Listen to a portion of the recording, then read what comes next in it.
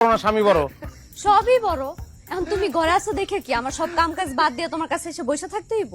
এর লিগে মানুষে কয় ঘরের বউ যখন ভালোবাসে না তখন পুরুষ মানুষ অন্য দিকে নজর দেয়। তুমি এটা কি কইলা?